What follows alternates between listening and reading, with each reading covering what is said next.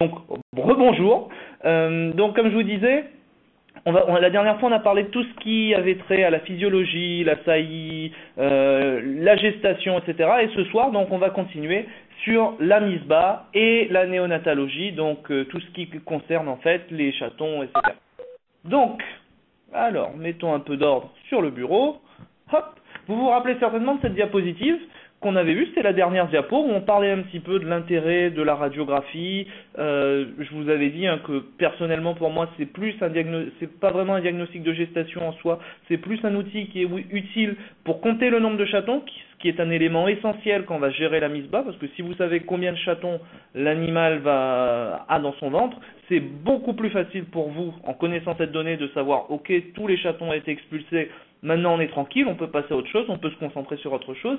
Et c'est également un outil que nous, vétérinaires, utilisons beaucoup lorsque vous nous amenez un chat qui présente des difficultés à mettre bas, puisque comme vous vous rappelez, sur cette photo ici, si on retrouve un animal qui se présente de la sorte, qui se présente par la colonne vertébrale, on sait automatiquement que là c'est une indication, une césarienne. Donc aujourd'hui, on va aller après ça. Donc on a vu comment diagnostiquer la gestation, maintenant on va se concentrer sur la misbah, comment ça se passe, qu'est-ce que vous pouvez faire pour optimiser les conditions de misbah dans l'espèce féline. Et on va parler donc de soins au nouveau-né, de ce que vous pouvez faire également pour optimiser les chances de survie de vos chatons et également faire en sorte de mettre toutes les chances de vos côtés pour améliorer ces premiers moments qui vont passer à l'extérieur de l'abdomen de leur mère. Donc quand on parle de misbah ou parturition également, j'aime bien montrer cette définition, qui est la définition que je donne en fait aux étudiants vétérinaires. C'est un processus mécanique et physiologique qui aboutit à l'expulsion du fœtus et des annexes fétales hors des voies génitales maternelles au terme de la gestation. Dans cette définition, en fait, il y a deux choses importantes à retenir.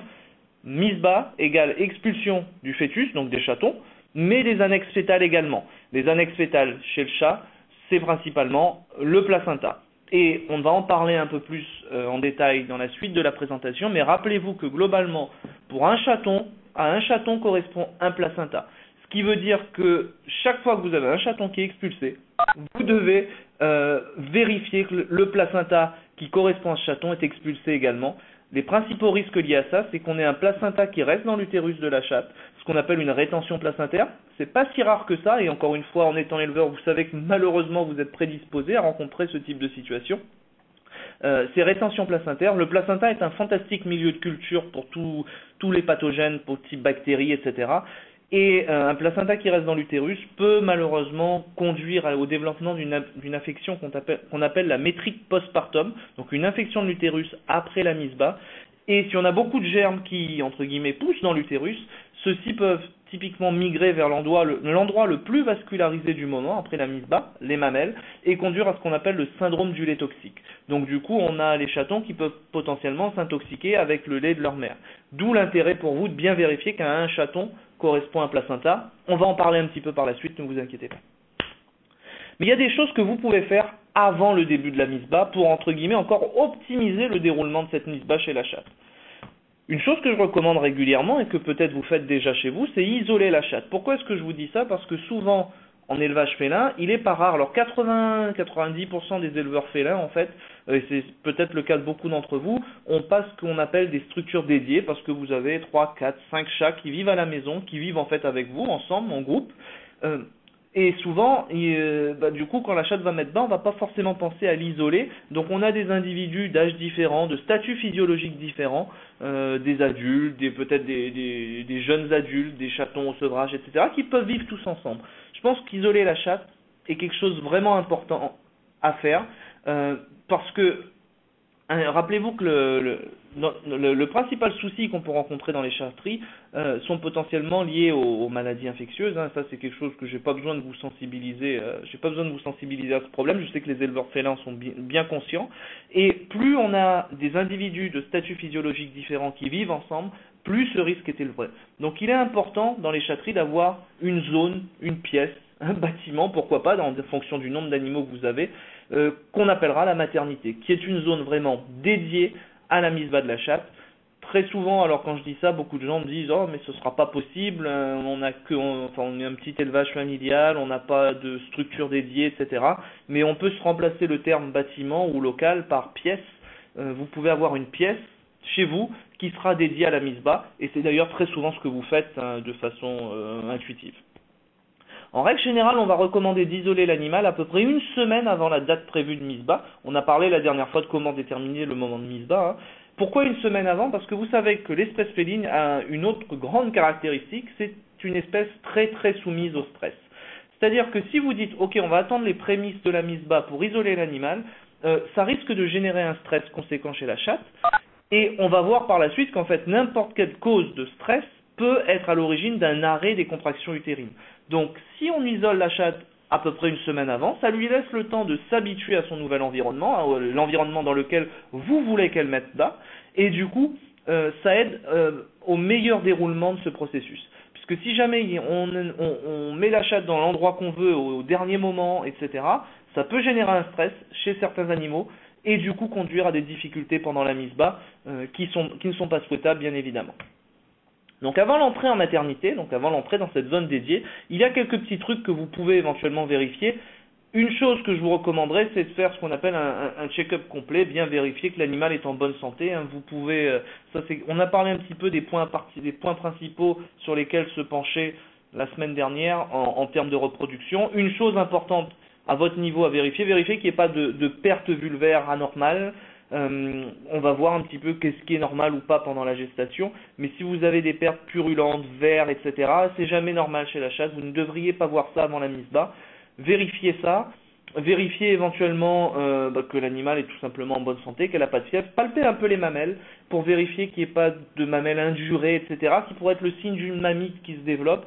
Tous ces petits éléments-là, en règle générale, vous le faites encore une fois de façon purement intuitive, mais sont importants avant l'entrée en maternité pour assurer tout simplement que votre animal est en bonne santé, parce que il a besoin d'être en bonne santé pour pouvoir mettre bas correctement. Un point qu'on mentionne souvent pendant les présentations qu'on fait, concerne la vermifugation. Si vous avez des chiens également, vous savez peut-être que chez la chienne, on recommande fortement de vermifuger les chiennes gestantes aux alentours de 42 jours de gestation, parce qu'en fait, la chienne, vers 42 jours, c'est là où son immunité va être la plus faible, et c'est là où les parasites type Toxocaracanis qu'elle a enquistés dans ses muscles, et ça toutes les chiennes en ont, vont se réveiller et se remettre à se développer, et potentiellement donc traverser la barrière placentaire et déjà infecter les chiots avant la naissance. C'est pour ça du coup que chez la chienne on recommande de vermifuger pendant la gestation pour diminuer en fait les quantités de parasites qui vont passer au chiot et faire en sorte que en fait le chiot quand il est né il a moins de parasites et que c'est plus facile à gérer par la suite. Chez la chatte, la vermifugation est importante pour diminuer le nombre de parasites, je pense, qui vont se réactiver. Néanmoins, un point intéressant, les parasites ne passeront pas la barrière placentaire.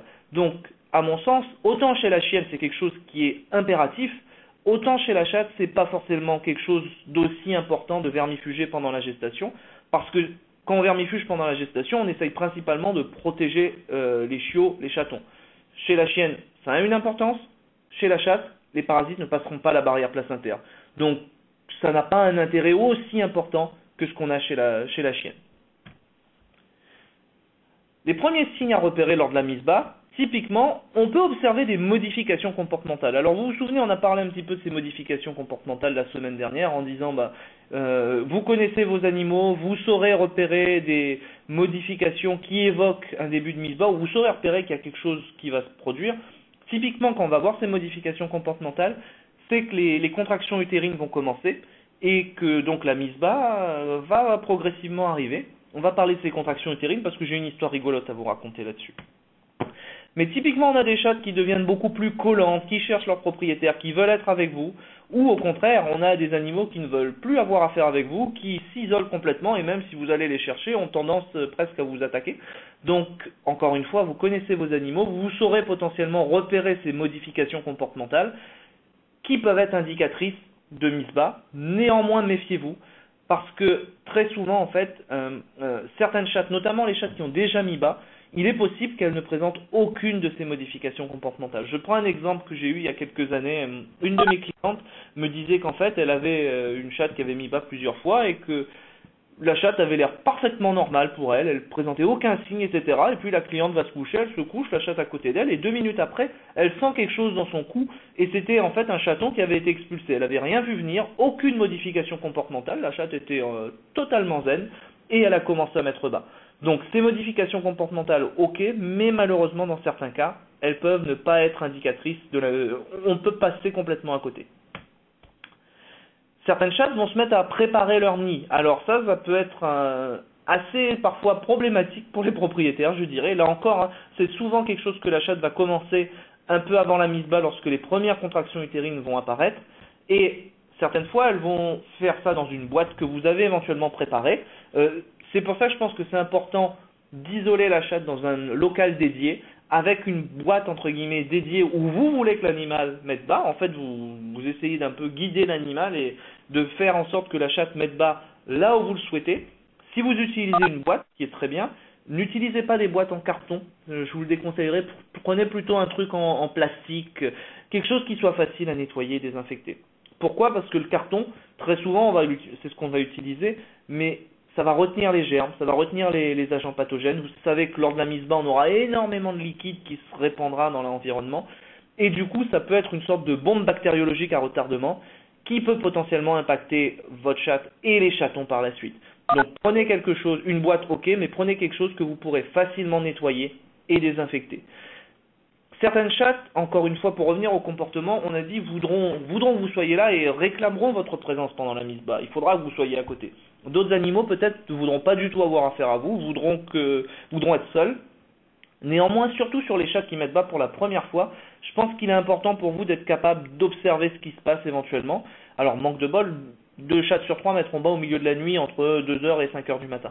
Mais si jamais vous êtes dans le cas d'un animal qui a priori veut absolument pas de vous autour, rappelez-vous l'astuce de la webcam dont on a parlé la semaine dernière, notamment pour visualiser les saillies. C'est quelque chose qui peut être reproduit ici, encore une fois, surtout sur les primipares, pour s'assurer que tout se passe bien. Comme ça, si vous avez le moindre doute, vous savez qu'à ce moment-là, vous pourrez intervenir. Mais si tout se déroule normalement et que vous pouvez visualiser que tout se déroule normalement, c'est toujours un plus. Ça dépend de la conception de l'élevage que vous avez, mais je sais que beaucoup d'éleveurs aiment assister la mise basse, ce qui est justifié, parce que s'il y a le moindre doute ou le moindre souci, vous pouvez immédiatement intervenir. Et si la chatte ne veut pas de vous autour, rappelez-vous, vous avez cette solution avec la webcam. Et le problème, c'est que souvent, votre animal va mettre bas dans un placard. Alors là, justement, va essayer de faire son nid dans un placard. Bon, déjà, pour votre linge, c'est pas terrible, hein, rappelez-vous, beaucoup de liquide, ce qui veut tout simplement dire que vous aurez beaucoup de lessive à faire, dépendant du nombre de linge que vous avez dans ce placard. Mais je pense que ce qui est important, et c'est pour ça que la maternité a toute son importance, encore une fois ici, c'est que dans un placard, c'est difficile de juger ce qui se passe, c'est difficile de visualiser ce qui se passe. Surtout sur les chattes primipares, celles qui mettent bas pour la première fois, je pense que c'est important de pouvoir appréhender, voir ce qui se passe pour mieux gérer les complications éventuelles. Donc attention à ces chattes qui mettent bas dans un placard, d'où l'intérêt de les isoler à peu près une semaine avant, comme ça elles ont le temps de s'habituer à cet environnement où vous voulez qu'elles mettent bas, elles ne seront pas stressées au moment de la mise bas, elles n'auront pas tendance à essayer de se cacher. Donc essayez un peu de les guider de cette façon pour mieux pouvoir gérer la mise bas par la suite et mieux pouvoir intervenir si besoin. Alors on a éventuellement des modifications physiques qui peuvent s'observer sur la chatte. Une qu'on trouve dans certains bouquins et qui me fait toujours beaucoup rire, je dois avouer, c'est ce qu'on appelle le relâchement des tissus mous. Alors si vous avez travaillé avec des vaches ou des juments, vous savez que peut-être que la symphyse pelvienne, donc le pelvis de l'animal, a tendance à s'écarter légèrement avant la mise bas pour faciliter en fait le passage des veaux et des poulains. Malheureusement, alors chez la chatte, la même chose va se produire. Néanmoins, pour estimer le relâchement des tissus mous sur une chatte, c'est quand même assez joueur, je ne vous le cache pas. Très difficile à voir, c'est pas un signe sur lequel je vous conseillerais de vous focaliser trop, parce que dans 99% des cas, ça passera totalement inaperçu. Beaucoup de gens se focalisent sur la lactation en disant « Ok, il y a du lait dans les mamelles, s'il y a du lait dans les mamelles, c'est que l'animal va commencer à mettre bas incessamment sous peu ou que la mise bas va survenir dans quelques heures. » Là encore, méfiez-vous de ce signe, comme chez la chienne. On peut parfois voir du lait jusqu'à 8 jours, voire des fois 10, 20 jours avant la mise bas, et des fois la chatte n'aura pas de lait et commencera sa lactation uniquement après la mise bas. Donc très mauvais signe que je ne vous conseille pas qui n'est pas assez fiable pour détecter le moment de la mise bas. Ne vous fiez pas à celui-là. Vous pouvez passer à côté du moment de mise bas ou l'anticiper un peu trop. Alors, je vous cite celui-là parce que celui-là, il me fait toujours beaucoup sourire. C'est l'ouverture du col de l'utérus. De temps à autre, j'ai des gens qui m'appellent en disant, surtout quand je faisais des gardes d'urgence en France, il y avait ça beaucoup, des clients qui m'appelaient en me disant, je viens de palper, de faire un toucher vaginal chez la chatte, et le col de l'utérus est ouvert. Donc, comme le col de l'utérus est ouvert, je pense que, la mise bas est imminente. Si j'ai besoin de vous, je vous appelle pour faire une césarienne, etc. et tout. Mais estimer l'ouverture du col de l'utérus chez la chatte, c'est impossible, clairement. Pour une raison toute simple. Rappelez-vous, si vous vous rappelez, la semaine passée, je vous ai montré une coupe du vagin de la chatte, l'anatomie du vagin de la chatte. Il y a deux parties dans ce vagin. La première fait à peu près 2 à 4 mm de diamètre. Par contre, la partie terminale, celle qui est juste à côté du col de l'utérus, elle fait 1 mm de diamètre. Ce qui veut dire que, en fait, en dehors de c'est pas possible d'apprécier le col de l'utérus. Celui-ci va s'ouvrir progressivement pour favoriser le passage du chaton par la suite. Néanmoins, pour apprécier son ouverture, il faut être capable de le palper avant la mise bas et pendant la mise bas, pour dire ok, il y a quelque chose d'ouvert. Là, vous serez incapable de le palper avant la mise bas parce que c'est beaucoup trop fin. Et du coup, nous, c'est un vrai challenge du coup pour faire des inséminations artificielles dans cette espèce féline, à cause de cette partie terminale du vagin qui est très très fine. Du coup, vous ne pourrez pas apprécier l'ouverture du col de l'utérus. Donc, faites attention, c'est pas quelque chose qu'on peut apprécier chez la chatte. Chez la chienne, on ne peut pas non plus le faire et souvent on utilise des techniques d'endoscopie. Chez la chatte, on n'a pas encore d'endoscope qui nous permettent de visualiser ça. Ils sont tous beaucoup trop gros malheureusement. Mais c'est pas quelque chose que vous pouvez faire et qui pourra vous dire ok, l'animal va mettre bas. Donc d'autres signes beaucoup plus fiables qui vous diront ok, la mise bas arrive. C'est principalement les pertes vaginales. Et ça, c'est quelque chose que je vous conseille de surveiller.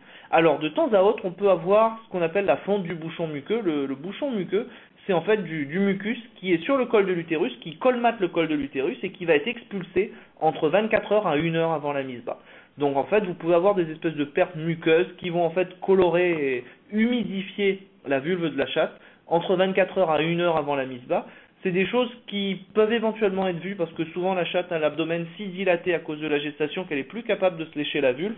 Néanmoins, dans mon expérience, c'est très très difficile à visualiser. Très souvent, cette perte du bouchon muqueux, vous la verrez absolument pas. Par contre, ce que vous verrez plus fréquemment, c'est la perte des os. Donc cette perte des os, le chaton, dans l'abdomen, dans l'utérus de la chatte, il est enveloppé par 2 enveloppes. Là, c'est joli, c'est enveloppé par 2 enveloppes. Il y a 2 sacs en fait autour de ce chaton. Un s'appelle l'amnios, qui est le premier sac, et autour de cet amnios, on a un deuxième sac qui s'appelle l'allantoïde. Ces sacs vont en fait se crever au moment où le chaton passe dans le vagin de la chatte, passe dans le canal vaginal, et en fait ce liquide va lubrifier les voies génitales femelles pour favoriser l'expulsion du chaton. Quand vous voyez ces pertes abondantes qui signent en fait qu'une des enveloppes a été crevée, ça veut dire que du coup, typiquement dans les 2 heures qui suivent, on doit avoir un chaton qui est sorti.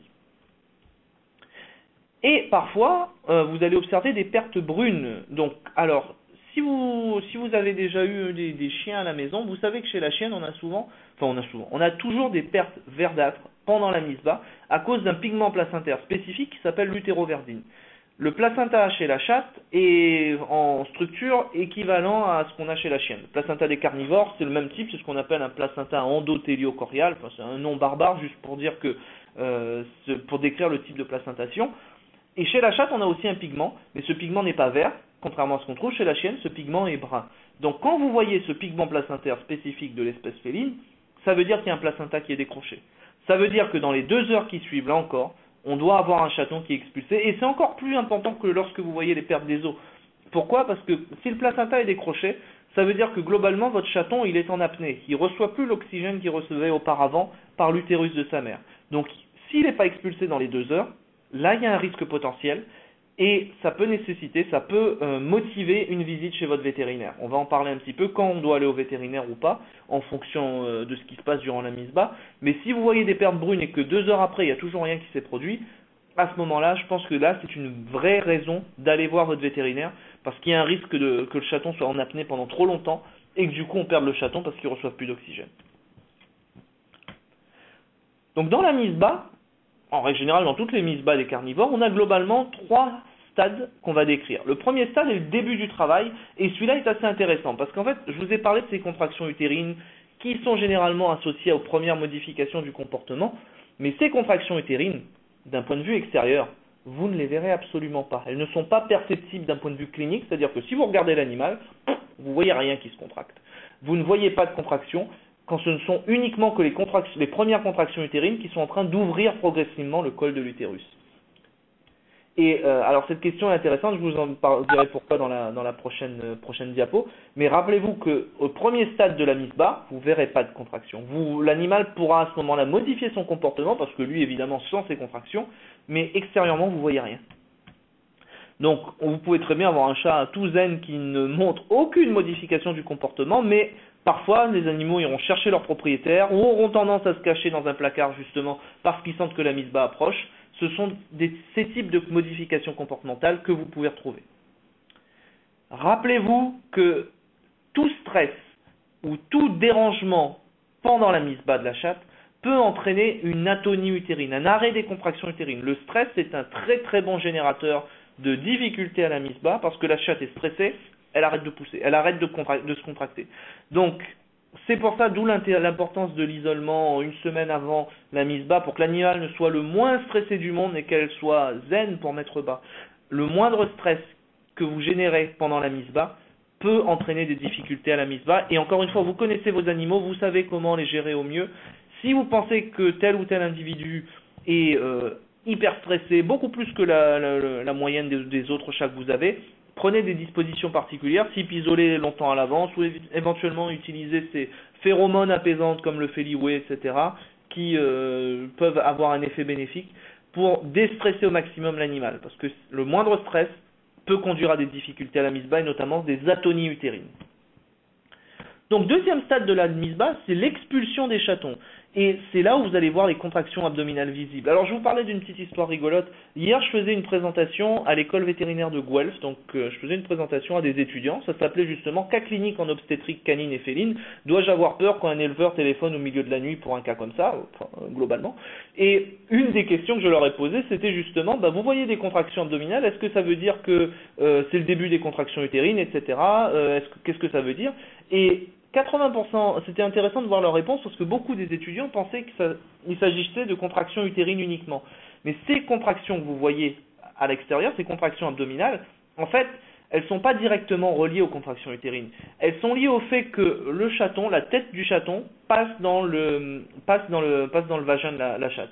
À partir du moment où la tête du chaton s'engage dans le vagin de l'animal, ça va déclencher un réflexe qu'on appelle le réflexe de Ferguson, qui va conduire à ces contractions utérines, ces contractions abdominales que vous allez voir extérieurement. Quand vous voyez les contractions utérines, ça veut dire les contractions abdominales, pardon, les contractions utérines vous les verrez pas. Quand vous voyez ces contractions abdominales, ça veut dire que la tête d'un chaton est engagée dans le vagin de la chatte et que là pour le coup, il y a un chaton qui est en train de s'avancer, qui devrait bientôt être expulsé. Et là pour le coup, alors vous voyez ici sur cette diapo, on va voir apparaître au bout d'un moment au niveau de la vulve, vous devinez ici un sac, en fait ça c'est l'amnios, qui est la deuxième enveloppe qui enveloppe le chaton, et qu'on voit là, et qui normalement va se crever quand le chaton va passer à travers le vagin de la chatte, mais dans certains cas peut ne pas se crever du tout, et du coup la chatte pond littéralement une espèce de truc enveloppé de son amnios. C'est peut-être quelque chose que vous avez déjà rencontré. Alors certains animaux sauront comment s'y prendre et vont casser l'amnios pour libérer le chaton, etc. Certaines primipares, encore une fois, peuvent en fait expulser le chaton enveloppé dans son amnios et le regarder en se disant « qu'est-ce que c'est que ce truc que je viens de pondre ?» et pas vraiment savoir quoi faire. C'est là, à ce moment-là, où vous devez éventuellement intervenir. Généralement, on considère qu'on peut attendre à peu près 1 minute avant que la chatte libère le chaton de son amnios. Puisque rappelez-vous qu'en fait, le chaton, là, il est dans une poche de liquide et globalement, s'il commence à respirer, il va boire la tasse lors de ses premières inspirations. Mais du coup, vous pouvez attendre à peu près 1 minute. Si au bout d'1 minute, il n'y a rien qui se passe, c'est là que vous devez intervenir. Encore une fois, je pense que ça dépend beaucoup de la philosophie de l'élevage que vous avez. J'ai certains éleveurs qui sont ce que j'appelle des éleveurs interventionnistes, mais c'est quelque chose que je peux comprendre. En tant que vétérinaire, moi aussi, j'ai un peu tendance à être interventionniste. À peine l'amnios et le chaton sont à l'extérieur, si la chatte fait rien au bout de 2 secondes, on se jette dessus et on va commencer à faire les premiers soins. Mais là encore, tout dépend de votre approche de l'élevage. Sachez que vous pouvez attendre jusqu'à 1 minute avant d'ouvrir, sans qu'il y ait de risque majeur pour le chaton. Alors ça, c'est un tableau que j'aime bien en règle générale partager avec les éleveurs, et vous l'avez peut-être déjà vu dans certaines de nos formations si vous y avez assisté. On dit souvent que la mise bas est une question de temps, et c'est une devise qui nous vient de chez les sages-femmes, hein. On dit que l'art de la mise bas, c'est de savoir attendre. Mais combien de temps on attend? C'est souvent la question que j'ai, et c'est souvent la question que j'ai au téléphone quand les gens m'appelaient pour des urgences au milieu de la nuit. Vous voyez ici sur ce tableau, il y a écrit quand s'inquiéter, quand ne pas s'inquiéter, etc. Globalement, alors ce tableau est là pour vous donner des idées, pour vous donner une idée d'à peu près à partir de quand vous devez vous inquiéter. Mais je suis sûr que, notamment, si on prend par exemple le temps entre deux chatons, entre 20 à 30 minutes, on commence à s'inquiéter si entre deux chatons il y a plus de 2 heures. La durée totale de la mise bas, 4 à 8 heures, mais parfois jusqu'à 24 heures, si ça va au-delà, on commence à s'inquiéter. Je suis sûr que dans votre expérience, vous avez des cas où parfois la chatte aura mis, 48 heures pour mettre bas tous ses chatons, mais tous les chatons ont été en parfaite forme. Moi, j'ai eu un cas, quand j'étais à l'école vétérinaire, d'une cliente qui m'a rapporté une mise bas sur une chatte pendant 72 heures, 3 jours. Elle a mis bas tous ses chatons sur 3 jours, tous les chatons étaient en pleine forme à la naissance. Donc vous voyez que dans la nature, on a une très très grande variabilité. Et ça, malheureusement, la seule façon de l'apprendre, entre guillemets, de savoir quand s'inquiéter ou pas, comment vous apprendrez quand c'est le meilleur, quand vous devez vous inquiéter ou pas, c'est avec l'expérience. Plus vous aurez vécu de mise bas avec vos chattes, plus vous aurez connu malheureusement de situations difficiles ou de doutes, etc., mieux vous saurez comment réagir par la suite. En élevage, malheureusement, il n'y a pas beaucoup de secrets. Alors certes, on apprend beaucoup via les formations comme on donne aujourd'hui, mais la meilleure façon d'apprendre, ce sera de vivre ces situations difficiles. Et vous le savez, vous êtes éleveur, vous êtes prédisposé à ce type de problème, à rencontrer ce type de situation. Plus vous en aurez vécu, plus vous aurez eu de ce type de complications, mieux vous saurez derrière réagir quand celles-ci se représenteront. Au début, peut-être que vous vous inquiéterez pour rien. Et c'est ce que je vous conseille. Si vous avez le moindre doute lors d'une mise bas, appelez votre vétérinaire. Moi, c'est le message que j'ai passé hier aux étudiants de l'école vétérinaire ici. Je leur ai dit, un client vous appelle au milieu de la nuit, un éleveur vous appelle parce qu'il a un doute, faites-le venir à la clinique, pour une raison toute simple. À la clinique vétérinaire aujourd'hui, nous avons les moyens de répondre à vos questions, de vous dire si tout est normal et ok, on peut attendre, ou il y a quelque chose qui ne va pas, il faut qu'on fasse une césarienne d'urgence, ou qu'on essaye une assistance médicale de la mise bas, etc. Mais on a les moyens aujourd'hui de vous répondre en clinique vétérinaire. Et à mon sens, si vous avez le moindre doute, il faut aller à la clinique vétérinaire, puisque là, on pourra vous apporter des réponses. Peut-être qu'au début, vous y irez pour rien, mais encore une fois, c'est comme ça qu'on apprend. Et derrière, vous saurez, là, je me suis inquiété pour rien, j'aurais pu attendre un petit peu. Mais le moindre doute doit motiver une consultation à votre clinique vétérinaire. Alors ça, c'est une question que j'avais également assez souvent au téléphone. Je me souviens avoir eu une dame qui m'appelait au milieu de la nuit, toujours au milieu de la nuit, entre 2 heures et 3 heures du matin, le week-end. Je dirais c'est une sinécure. Qui m'appelle en me disant en fait, j'ai un chaton, qui se présente en position de siège. Alors, en position de siège, très souvent, c'est ce que vous désignez sous position de siège, c'est les pattes arrière et la queue qui apparaissent en premier au niveau de la vulve de l'animal. Il y a une position de siège, on veut venir tout de suite à la clinique parce qu'il va avoir besoin d'une épisiotomie, d'une césarienne, etc. Dans l'espèce humaine, la position de siège, effectivement, cette présentation postérieure, comme on l'appelle, comme vous voyez sur la photo ici, est anormale. Et généralement, quand l'obstétricien qui est en train d'assister la mise bas chez la femme, enfin l'accouchement chez la femme, là pour le coup, quand il voit ça, en règle générale, il commence un petit peu à stresser, parce que là pour le coup, il va falloir, ça va être un peu plus sport, comme on dit dans notre jargon. Néanmoins, chez la chatte et chez la chienne, qui sont des espèces qu'on dit polytoques, où il y a plusieurs en fait petits dans l'utérus, cette présentation postérieure est tout à fait normale. Et les pattes étendues et la queue en premier, c'est quelque chose qu'on rencontrera dans à peu près 40% des chatons qui seront mis bas. Donc tout à fait normal, même si la présentation antérieure, la tête en premier et les pattes avant en premier, est ce qui est de plus commun, 60% des cas, les deux types de présentation peuvent être retrouvés, donc aucune raison de s'alarmer. Si vous voyez une présentation postérieure, rappelez-vous que c'est lié au fait que la chatte attend généralement plusieurs petits. C'est tout à fait normal, il n'y a pas de quoi s'inquiéter quand on voit ça. Donc là, par exemple, vous voyez ici une photo de présentation antérieure. Donc vous voyez les pattes avant en premier et la tête du chaton. Et ici, encore une fois, quelque chose de tout à fait normal, sur la même chatte d'ailleurs par le fait, une présentation postérieure. Donc les pattes arrière en premier et on devine la queue qui est ici. Donc là, présentation postérieure, encore une fois, aucune raison de s'alarmer, c'est tout à fait normal. Donc le stade 3 va correspondre à l'expulsion des placentas. Et généralement, cette expulsion des placentas va se dérouler à peu près en même temps que l'expulsion des chatons. Généralement, vous avez le chaton qui sort et dans les 5-10 minutes qui suivent, le placenta va suivre. On va tolérer jusqu'à à peu près 30 minutes, mais normalement, après 30 minutes après l'expulsion du chaton, on devrait voir un placenta sortir de l'utérus. J'ai des gens qui de temps en temps me disent le chaton est sorti et vous savez que souvent le cordon ombilical peut avoir tendance à s'étirer et du coup se décrocher, le placenta il reste à l'intérieur et les gens se disent est-ce qu'on peut tirer doucement sur le cordon pour aider l'expulsion du cordon? Oui, vous pouvez le faire si vous le faites tirer gentiment, doucement, parce que le placenta des chats, la façon dont il est fait, il est très souvent très accroché en fait à l'intérieur de l'utérus. Donc si vous tirez trop fort, vous risquez de blesser l'utérus.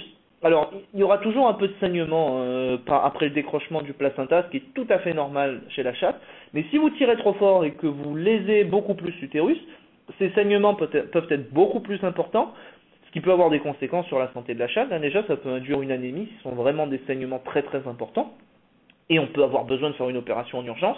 Mais parfois, juste l'augmentation des saignements va en fait, le sang, les bactéries, elles adorent ça. Donc ça peut créer un milieu qui, là encore, va prédisposer au développement de ces métrites postpartum. Donc, vous pouvez tirer, oui, mais tirez gentiment et pendant que la chatte contracte pour justement éviter de léser l'utérus. Et alors, je vous ai dit, au plus tard, on devrait avoir le placenta à l'extérieur 30 minutes après la sortie du chaton. Encore une fois, et j'insiste, vérifiez combien il y en a de ces placentas. Il est important pour vous d'être sûr qu'à un chaton corresponde un placenta et que les placentas soient expulsés pour ce risque de maîtrise postpartum. Alors de temps en temps, j'ai des gens qui me disent « Oh là là, mais peut-être qu'on va manquer un placenta parce que des fois, pour 2 chatons, on a un placenta parce que ce sont des jumeaux, etc. » Sachez que ça peut exister, hein, tout est possible en biologie, mais aujourd'hui, on n'a aucune certitude qu'on ait des jumeaux au sens strict, comme on les connaît dans l'espèce humaine, dans l'espèce féline et canine. Les placentas, des fois, ça m'est arrivé une fois sur une césarienne de trouver en fait un placenta pour 2 embryons. Mais très souvent, ce qui peut se passer, c'est comme tous ces placentas se touchent un petit peu pendant la gestation, dans l'utérus, ils peuvent fusionner, tous les deux placentas peuvent fusionner, et on se retrouve avec une même enveloppe pour 2 embryons. Donc ça ne veut pas dire que ce soit forcément des jumeaux. Aujourd'hui, alors on a des tests qui pourraient être faits pour vérifier si ce sont de vrais jumeaux, mais personne ne les fait en règle générale. Ça n'a jamais été fait. Mais en règle générale, la règle veut que typiquement, vous aurez un placenta pour un chaton. Si vous avez le moindre doute, encore une fois, faites un contrôle à la clinique vétérinaire. Par échographie, on peut vérifier dans l'utérus s'il ne reste pas un placenta qui est encore inséré dans l'utérus et qui n'a pas été expulsé. Et ça aussi, c'est une question que j'ai souvent. Doit-on laisser la chatte manger les placentas? Parce que, alors souvent on me dit, mais dans la nature, la chatte elle mange les placentas. Donc est-ce qu'on ne devrait pas laisser faire comme dans la nature? Alors bon, dans la nature, vos chats ont été domestiqués depuis bien bien longtemps, donc on est très très loin de ce qui se passe dans la nature, entre guillemets. Mais le fait de manger les placentas, ces placentas servent de sorte de booster énergétique pour doper un petit peu en fait la production de lait et la vigueur de la chatte pour justement faciliter la mise bas également. Aujourd'hui, si vous donnez une alimentation équilibrée et adaptée à la gestation et à la lactation, et là encore, si vous voulez plus de renseignements, je vous renvoie à la vidéo qu'on a sur notre site web, mais si l'alimentation est adaptée, aucun besoin de manger le placenta. Souvent, certains clients me disent certaines chattes vont manger le premier et puis pas toucher aux autres, etc. Clairement, aujourd'hui, si l'animal est nourri correctement, il n'y a aucun besoin de la laisser manger le placenta, parce que les aliments apporteront justement ce boost d'énergie dont l'animal a besoin. Un point, et très souvent, moi j'aurais même tendance un peu à déconseiller de laisser la chatte manger le placenta, parce qu'il n'est pas rare que, notamment dans certaines espèces certaines races un peu à risque, qui sont très sensibles du point de vue digestif, que ça peut coller de bonnes diarrhées, parce que du coup l'animal, rappelez-vous, la flore digestive du chat n'a rien à voir avec ce qu'on a chez l'être humain, donc des moindres modifications les enzymes ont beaucoup plus de mal à s'adapter à ces nouveaux nutriments qu'on leur apporte tout d'un coup, donc ça peut entraîner des diarrhées. Vous n'allez pas faire une transition sur le placenta, clairement. Donc attention, moi ce serait plutôt quelque chose que j'aurais tendance à vous déconseiller, parce que d'un point de vue purement nutritionnel, elle n'en a pas besoin. Après, ça dépend encore une fois de votre approche de l'élevage. Est-ce que vous souhaitez lui laisser faire manger les placentas, etc. Gardez à l'esprit qu'il y a un risque derrière tout ça, il y a un risque de diarrhée. Donc juste par rapport à ça, sachant que souvent dans les diarrhées, on a beaucoup de bactéries qui vont proliférer, etc. et qui peuvent derrière potentiellement avoir un impact sur les chatons qui sont en train de grandir, j'aurais tendance à ne pas les laisser manger le placenta pour éviter ce type de risque. Faites attention aux chats primipares, donc aux chats qui mettent bas pour la première fois, ou à ces animaux, celles qui sont un peu brutales. Alors vous connaissez vos animaux, vous saurez repérer celles qui sont pas très douées pour être maman. Il arrive souvent que, notamment chez ces types d'animaux, elles mettent bas et puis elles commencent à lécher le chaton et il y a un peu de sang et puis elles se disent ça a un goût pas trop mauvais et hop, vous n'avez pas le temps de faire quoi que ce soit et l'animal a mangé le chaton ou il vous reste un morceau de chaton dans la boîte. C'est peut-être des choses qui vous sont arrivées et c'est des accidents malheureux. Et c'est pour ça que je pense qu'il est important pour vous de pouvoir assister ou visualiser en tout cas ce qui se passe, parce qu'il serait bête de perdre tous les fruits du travail de votre travail génétique, de votre travail de sélection génétique, juste à cause d'une maman qui n'est pas très très douée et qui se retourne sur ses chatons et se met à les manger. Et ça, c'est un accident qui arrive malheureusement parfois en élevage. Je vous cache pas, c'est des choses auxquelles vous risquez d'être confrontés. Alors je vous ai parlé un petit peu de ces difficultés à la mise bas, etc. Donc on parle dans le jargon vétérinaire, on parle alors de dystocie. Dystocie veut juste dire difficulté à mettre bas. Et là c'est quand même quelque chose. Vous êtes dans l'élevage, quand vous élevez des chats, vous êtes bien mieux lotis que vos équivalents qui élèvent des chiens. Parce que dans l'espèce féline, on a à peu près 15% des mises bas qui seront difficiles. Chez la chatte, vous voyez le pourcentage ici, ça correspond à peu près à 5% des mises bas félines. Donc, généralement, la mise bas se passe très très bien dans l'espèce féline, donc rassurez-vous, là je vous décris des situations un peu extrêmes, mais pour vous sensibiliser aux problèmes que vous pouvez potentiellement rencontrer, et c'est le but de ces formations, mais généralement, la mise bas se déroulera bien chez la chatte. Et pour vous donner un exemple, quand je faisais des césariennes en urgence, globalement, pour une césarienne sur une chatte que je faisais, j'en faisais à peu près 100 sur des chiennes. Pourquoi je vous dis, et très souvent d'ailleurs, ces césariennes sur les chattes, c'était des chattes qui avaient été mises à la reproduction, qui avaient été plutôt saillies de façon intempestive. L'éleveur ou le particulier ne souhaitait pas faire reproduire cet animal, mais l'animal est tombé en chaleur, il n'y avait pas vraiment de contrôle, c'était les premières chaleurs, donc c'était un animal qui n'avait pas encore atteint sa taille adulte définitive et qui du coup était beaucoup plus prédisposé, la filière pelvienne étant beaucoup plus petite, les chatons avaient beaucoup plus de mal à passer et généralement c'est ce type d'individu que je retrouvais pour des consultations d'urgence sur des mises bas. Mais encore une fois, soyez rassurés, la plupart du temps la mise bas chez la chatte se déroulera bien. En fait, si on regarde même dans l'intégralité de la population féline, si on prend les chats domestiques en général, ces difficultés à la mise bas, c'est 0,4%. C'est quasiment peanuts. Donc, c'est une espèce qui met bas facilement, et c'est plutôt une bonne chose pour vous. Néanmoins, on a un facteur race important. Et comme vous avez des chats de race, dans certaines races de chats, on peut se retrouver avec des taux de dystocie qui peuvent être de l'ordre de 20%. Alors, l'exemple le plus classique qu'on connaît, c'est le persan, parce que le persan, il a une grosse tête, c'est un chat brachycéphalique. Et sa morphologie spécifique fait que certaines fois, la tête du chaton peut être trop grosse et aura beaucoup de mal à passer à travers la filière pelvienne, ce qui peut augmenter les difficultés à la mise bas dans cette espèce. Mais c'est quelque chose que les éleveurs connaissent bien. Néanmoins, aujourd'hui, sachez que chez le persan, on est aux alentours des 8-10% de difficultés à la mise bas. Et une race un peu plus surprenante, alors je vous l'ai mise ici parce qu'elle est mentionnée dans une étude française, et ça c'est quelque chose, si ça vous intéresse, que nous pouvons partager. Posez-moi la question sur le forum et je me ferai une joie de vous faire passer le fichier. C'est une thèse vétérinaire qu'un de mes collègues avait fait soutenir à l'école vétérinaire d'Alfort, qui s'appelle Performance de reproduction dans les races, dans les chats de race en France. Donc on avait soumis un questionnaire à différents éleveurs partenaires, et ils nous avaient donné donc la fertilité, les difficultés à la mise bas, etc. Et le sacré de Birmanie était apparu comme une des races, enfin même la race, qui avait le plus fort taux de difficulté à la mise bas. Donc assez surprenant, parce que je vous avoue que quand je le regarde d'un point de vue morphologique, non, je ne dirais pas que c'est un chat qui est prédisposé à la mise bas, mais en tout cas dans cette étude, c'était quelque chose qui était ressorti. Hier, lorsque j'ai fait la présentation sur cette même présentation pour les provinces anglophones, une éleveuse m'a dit: ah mais moi j'ai élevé des sacrés de Birmanie, j'ai jamais eu ce problème, etc. Il y a certainement un facteur ligné qui joue, et ça vous le savez qu'en fonction des lignées que vous avez, certaines sont plus ou moins prédisposées à avoir des difficultés à la mise bas. Certaines lignées de chats présentent une prédisposition à avoir des atonies utérines, donc des utérus qui ne se contractent pas, et du coup là vous gagnez à chaque fois une césarienne malheureusement.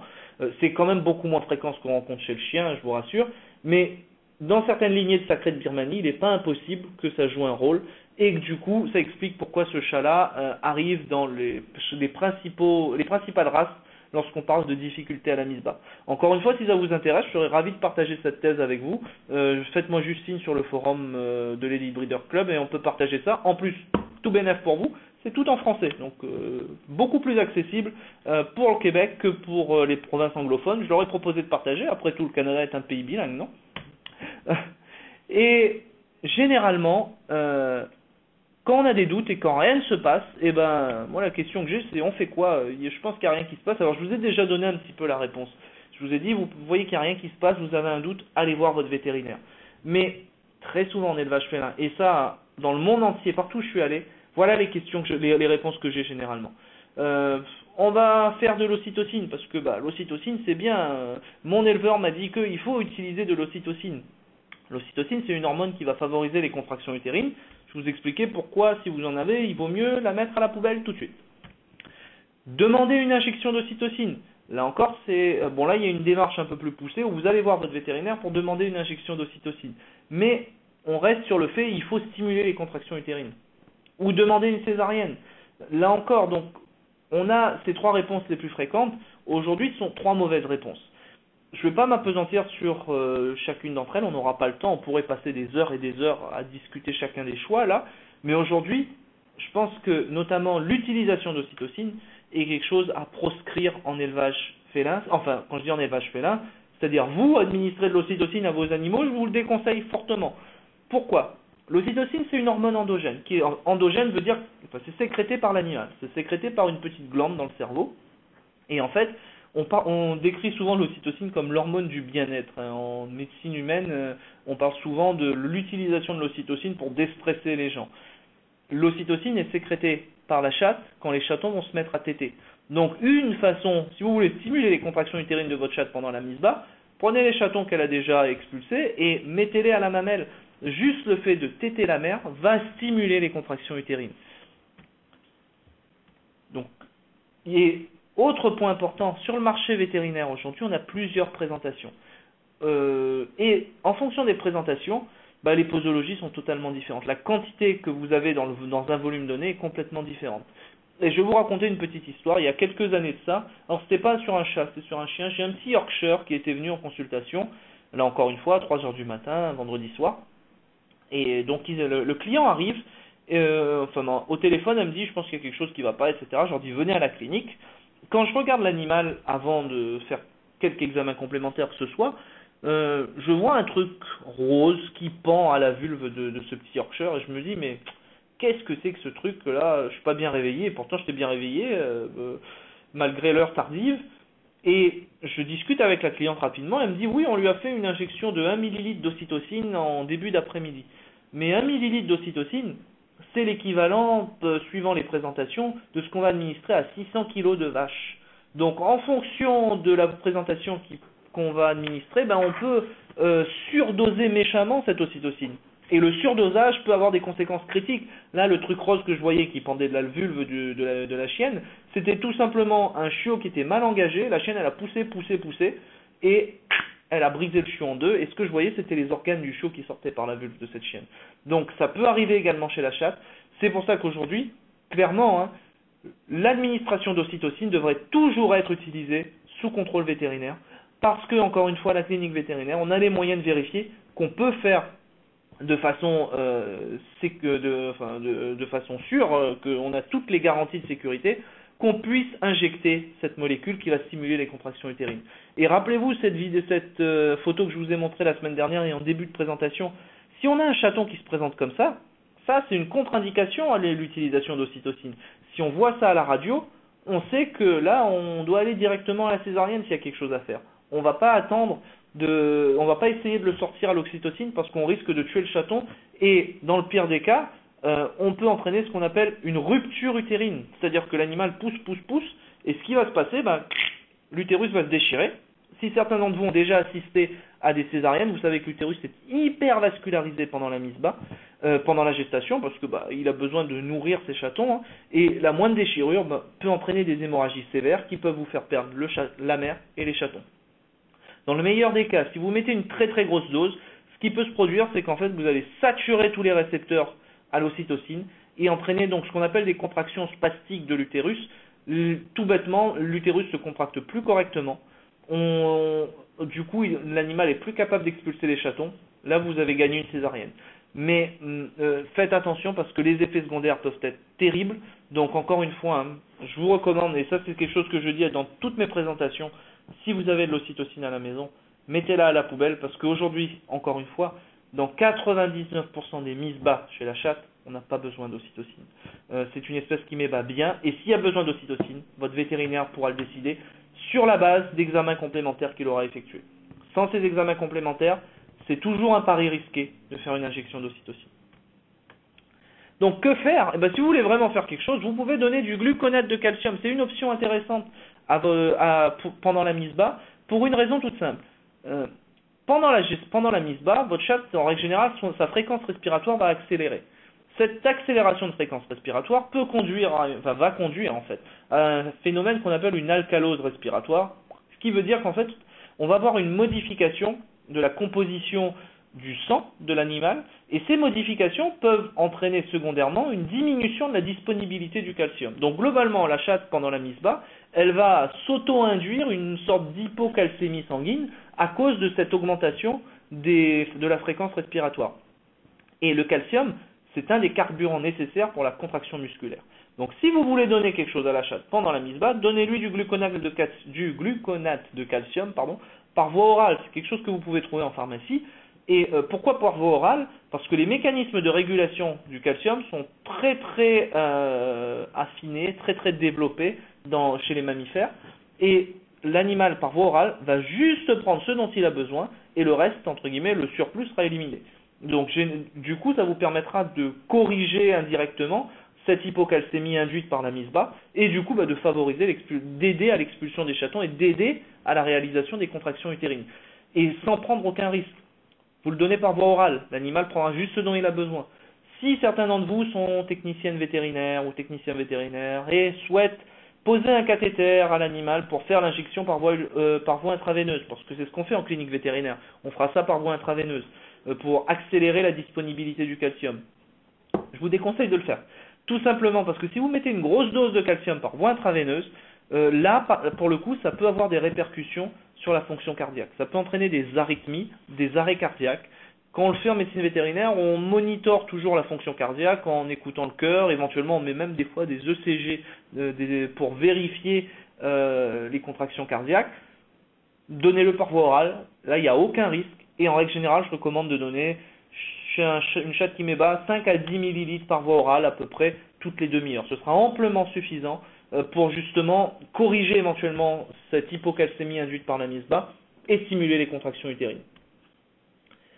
Et s'il n'y a pas d'effet, consultez en urgence, parce que si au bout d'une demi-heure après l'administration de calcium, vous avez l'impression qu'il n'y a toujours rien qui se passe ou que les contractions sont infructueuses, ces contractions utérines que vous voyez, rappelez-vous, s'il y a des contractions utérines, il y a la tête du chaton qui est engagée dans le vagin, allez consulter.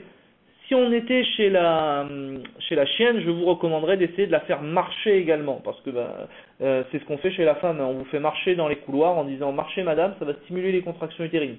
C'est vrai, mais beaucoup plus difficile de faire marcher une chatte. Alors si vous y arrivez, essayez, parce que ça peut stimuler les contractions utérines, mais si jamais vous n'y arrivez pas, à ce moment-là, allez consulter en urgence. Et quand les chatons sont sortis, qu'est-ce que vous pouvez faire? Alors, encore une fois, la majorité des chattes ont un bon instinct maternel et elles s'occuperont toutes seules des chatons. Mais si c'est pas le cas, dans le cadre notamment d'une chatte primipare ou d'une chatte qui est vraiment pas faite pour être maman, c'est à vous de prendre le dessus. C'est à vous de prendre les choses en main et comme je vous l'ai dit, une des premières choses à faire, c'est rompre l'amnios, rompre cette enveloppe qui entoure le chaton. Quand vous rompez l'amnios et quand vous avez à intervenir sur une mise bas en règle générale, une chose toute bête que je vous conseille, mettez des gants. Pourquoi mettre des gants? Parce que du coup, c'est beaucoup plus propre. Vous vous protégez vous. Il y a très peu de maladies qui peuvent être transmises pendant la mise bas de la chatte à l'être humain, mais il y en a quelques-unes qui peuvent exister. Et du coup, bon, il y a beaucoup de matériel, etc. Mettez des gants, c'est la façon la plus propre d'approcher ça, et ce sera bénéfique pour vous et pour les chatons parce que vous aurez optimisé l'hygiène de la mise bas. Aider les chatons à les faire respirer. On va revenir là-dessus rapidement, mais c'est une des premières choses à faire. En fait, à la mise une fois que le chaton sera sorti, il y aura toujours un peu de liquide dans les voies respiratoires. Donc, vous devrez éventuellement aider en fait à évacuer ce liquide. Et on a des petites astuces toutes simples que je vais vous montrer dans les diapos après pour le faire.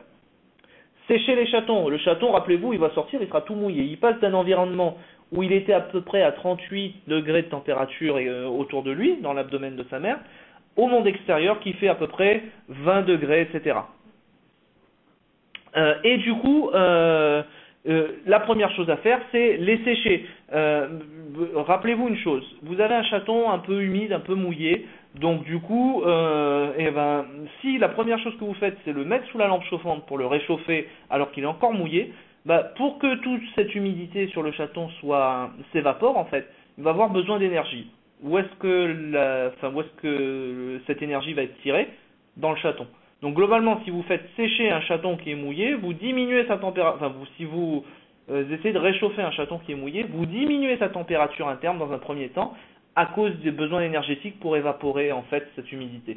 Donc avant de le réchauffer, qui sera un paramètre important, séchez-les d'abord, justement pour éliminer et pour éviter ce problème-là. Et puis les faire téter leur mère. On va voir pourquoi. Alors en plus pour la mise bas ça va être bien parce que ça va stimuler les contractions utérines et on va voir que le premier lait de la mère a un rôle important également. Et pour dégager les voies respiratoires, vous avez peut-être fait ça dans le passé. Vous savez, on prend le chaton et on le secoue de la sorte en faisant une espèce de mouvement du balancier. C'est ce qu'on appelle en fait, aujourd'hui c'est fortement déconseillé de faire ça. Pourquoi? Nous on l'a banni des blocs chirurgicaux.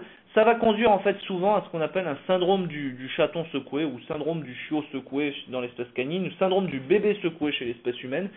En faisant ça, vous risquez en fait de favoriser l'apparition de lésions cérébrales chez votre chaton. Très souvent d'ailleurs quand on fait ça, si on le fait un peu violemment, vous risquez de voir en fait du sang couler des narines du chaton suite à ces manipulations. Et derrière, voir plus tard dans la vie du chaton se développer des lésions cérébrales, des convulsions éventuellement, etc. Donc aujourd'hui, clairement, ça, je vous déconseille de le faire. Nous, on l'a banni de nos blocs chirurgicaux. Il y a 10 ans, quand j'ai commencé, on faisait encore, et honnêtement, on n'aimait pas trop faire ça, à cause du sang qui coulait de temps en temps. Aujourd'hui, c'est complètement banni des blocs chirurgicaux en médecine vétérinaire. On a d'autres alternatives, notamment l'utilisation de ces petits trucs que vous voyez ici, là, ce sont des mouches bébés. Donc c'est quelque chose que vous pouvez acheter en pharmacie. Ça coûte peanuts, $10 à tout casser.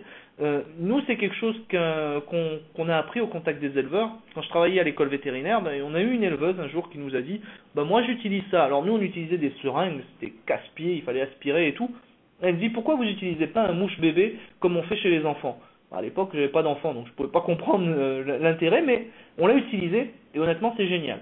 Ça coûte pas cher, ça vous permet d'évacuer donc ces sécrétions liquides qui sont dans les narines et dans la cavité buccale du chaton. En plus, ça va stimuler sa respiration. Ça coûte pas cher, donc s'il y a une alternative vers laquelle je vous pousserai, c'est vraiment d'utiliser ces petits trucs-là qui coûtent pas cher du tout. Honnêtement, ça coûte $10 à tout casser. Donc, allez à la pharmacie, procurez-vous-en un. Et ça, c'est un très très bon investissement quand vous avez à gérer des mises bas, ce qui est quand même le cœur de l'élevage félin.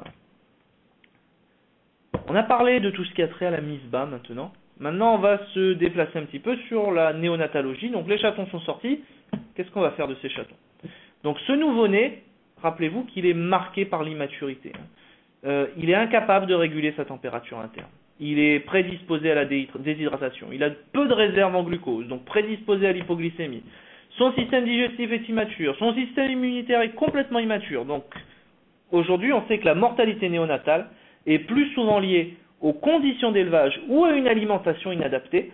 Et point positif, pendant les 3 premières semaines de vie, ça ce sont des choses que vous pouvez directement impacter, que vous pouvez optimiser dans votre gestion d'élevage pour augmenter les chances de survie de vos animaux, de vos chatons nouveau-nés.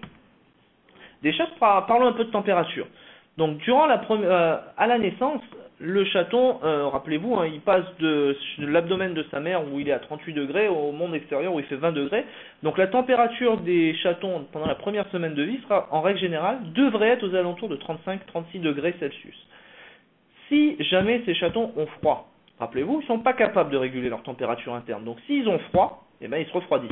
C'est pour ça que les chatons ont souvent tendance à se coller tous les uns aux autres et à se coller à leur mère, parce qu'ils s'en servent pour se réchauffer. D'ailleurs, si on y pense, un des principaux rôles de la mère pendant les 3 premières semaines de vie, pour les chatons, hein, c'est de servir de garde-manger et de bouillotte. Hein. Vous mettez une bouillotte et vous prenez un lactoremplaceur, enfin un lait maternisé, vous pouvez vous substituer complètement à la mère pendant les premières semaines de vie. Beaucoup plus de boulot pour vous, mais tout aussi efficace si vous le faites bien. Donc revenons à notre température. Le chaton est en hypothermie. Première chose, il va y avoir une baisse d'activité. Quand la température interne du chaton tombe en dessous de 34 degrés de température interne, il n'y a plus de digestion qui se produit. On a un arrêt du transit intestinal. Souvent, si vous y pensez un petit peu, on a un chaton qui va pas bien, on va se dire, première chose à faire, c'est le nourrir avec un lait maternisé, etc. Mais en fait, la première chose à faire, ce serait déjà de vérifier sa température. Parce que s'il est en hypothermie et que vous le nourrissez, il n'est pas capable de digérer. Ce lait que vous lui donnez s'accumule en fait dans l'estomac gonfle et très souvent l'animal peut décéder par la suite parce que il n'est pas capable d'assimiler ce lait et l'estomac est tellement distendu que du coup ça peut conduire à des fausses déglutitions, etc. Donc, première chose à faire, vérifier sa température. En dessous de 32 degrés de température interne, il n'y a plus de réflexe de succion. Donc, vous savez, quand vous mettez le doigt dans la bouche du chaton, celui-ci va téter votre doigt. En dessous de 32 degrés, il ne sera plus capable de le faire. D'un point de vue pratique, chaque fois que vous avez des chatons qui semblent un peu faibles, qui sont rejetés par la mère, ça c'est une histoire que j'entends souvent, la mère sait que le chaton n'est pas viable, donc elle va le rejeter pour pouvoir en fait, parce qu'elle sait qu'il ne va pas survivre. Très souvent la mère elle rejette le chaton parce qu'il est froid. Donc si vous réchauffez le chaton, et ça c'est quelque chose que j'ai vu en pratique, très souvent, et si vous vous substituez à la mère si vraiment elle n'en veut pas, on arrive à sauver ces chatons. Si les chatons perdent du poids, si les chatons ne sont pas capables de se nourrir, ou si les chatons, vous essayez de leur donner du lait maternisé en bouteille et au biberon et ils ne veulent pas prendre, première chose à faire, vérifier que la température du chaton. Et ensuite, optimiser la température. Si le chaton a froid, réchauffez-le.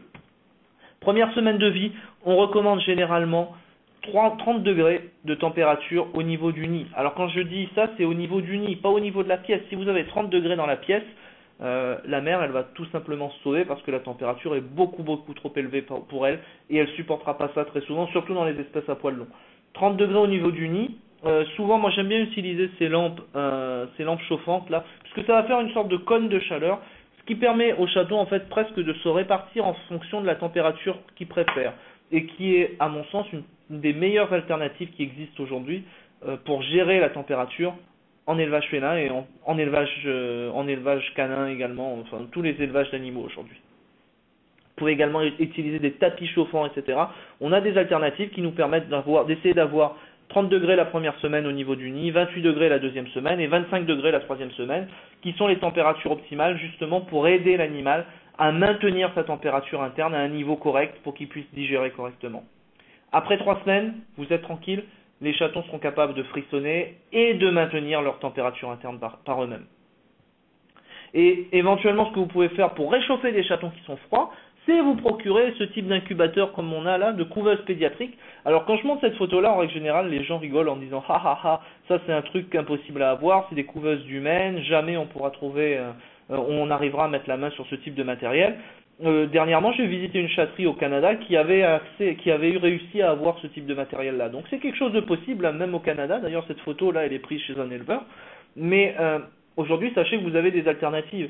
Alors, si vous avez des bons contacts dans les hôpitaux, super, vous pourrez peut-être réussir à trouver et avoir accès à ces couveuses pédiatriques qui sont super parce qu'on peut régler l'humidité et la température. Exactement ce dont on a besoin pour bien gérer les premières étapes de la vie des chatons nouveau-nés. Par contre, si vous n'y avez pas accès, vous pouvez vous tourner vers d'autres alternatives qui sont disponibles, type couveuse à perroquet. couveuses utilisées dans les élevages de volailles, des couveuses utilisées pour les reptiles. Ce sont des choses que vous pouvez trouver en animalerie et qui coûtent pas, enfin en magasin spécialisé, et qui coûtent pas si cher que ça. Aujourd'hui en France, une couveuse pour perroquet c'est 60 € à peu près. Et j'ai beaucoup d'éleveurs félins qui les utilisent pour réchauffer des chatons qui sont en hypothermie. Donc ce sont des alternatives auxquelles vous pouvez avoir accès.